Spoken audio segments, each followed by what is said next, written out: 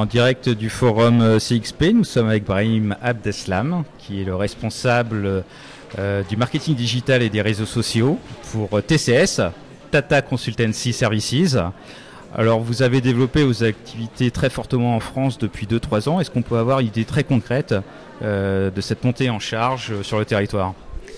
Alors oui, TCS, c'est une présence en France depuis 1992 au départ, avec une nette accélération depuis 2010, avec le rachat de la société de services Alti qui a eu lieu.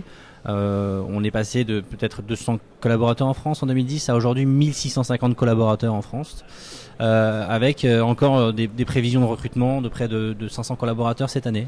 Ce qui est vraiment très très impressionnant et c'est une bonne chose pour le marché français. C'est une bonne chose pour le marché français, d'autant qu'aujourd'hui on a vraiment on recrute afin d'établir, on va dire, un portefeuille de services le plus complet possible. Il l'est déjà aujourd'hui, mais on cherche à l'étoffer. On est en mesure de pouvoir proposer un ensemble de services pour couvrir tous les besoins des entreprises aujourd'hui en France. Alors justement, quel type de prestations vous proposez? Jusqu'à quel périmètre vous poussez vos activités? Alors on est évidemment historiquement un intégrateur de solutions, mais on fournit aussi également du conseil et du service. Aujourd'hui on est un peu positionné sur... je vais parler du digital aujourd'hui parce que le digital c'est un peu plus mon credo. Sur le digital, on est évidemment positionné sur l'ensemble des piliers, la mobilité, le cloud, le big data et de plus en plus de big data aujourd'hui parce qu'on a cette légitimité en tant que société de services informatiques à pouvoir traiter des sujets aussi techniques que celui-ci. Vous avez combien de clients en France qui sont plutôt des grands comptes généralement ?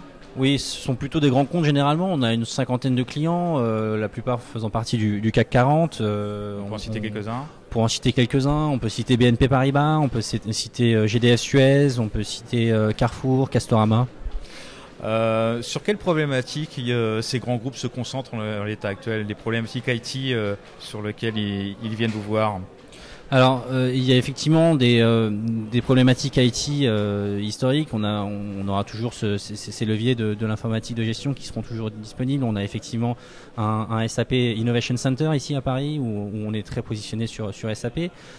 Mais on vient nous voir aussi de plus en plus pour des problématiques de transformation digitale aujourd'hui et surtout sur des problématiques de transformation qui vont impliquer très fortement l'IT.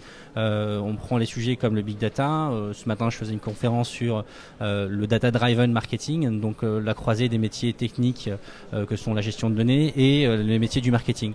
Donc aujourd'hui, on est de plus en plus sollicité sur ces problématiques-là. Est-ce que du coup, pour vous changez d'interlocuteur au sein des grands groupes? J'imagine qu'a priori, vos interlocuteurs de référence, c'était les DSI, mais maintenant, du coup, dès qu'on parle big data marketing, vous tombez du côté des directions marketing. Alors, ça reste quand même majoritairement la DSI. Pourquoi? Parce que la plupart des projets de big data sont d'abord vus comme des projets d'urbanisation du système d'information. Donc, ce sont souvent des gros projets d'infrastructure qui sont pris à bras le corps par la DSI. Donc, ça restera encore et toujours, je pense, notre interlocuteur principal. Mais c'est vrai que l'on voit un peu cette mutation arriver. On parle de plus en plus avec les directions marketing, les directions métiers directement, qui sont aujourd'hui de plus en plus demandeuses. Vous qui avez une vision au grand compte, est-ce que vous percevez l'essor de la fonction de Chief Digital Officer, voire Chief Data Officer ? Alors j'ai un avis assez tranché sur la question. Aujourd'hui, les entreprises qui mettent en place le poste de Chief Digital Officer sont un peu les entreprises qui amorcent leur transformation. C'est vrai qu'on voit de plus en plus d'entreprises dire moi je n'ai pas de CDO parce que ma transformation elle est faite ou elle est déjà terminée. Donc aujourd'hui, on voit effectivement, on s'adresse peut-être progressivement de plus en plus à des CDO pour les entreprises qui ont pris à bras le corps le sujet de la transformation.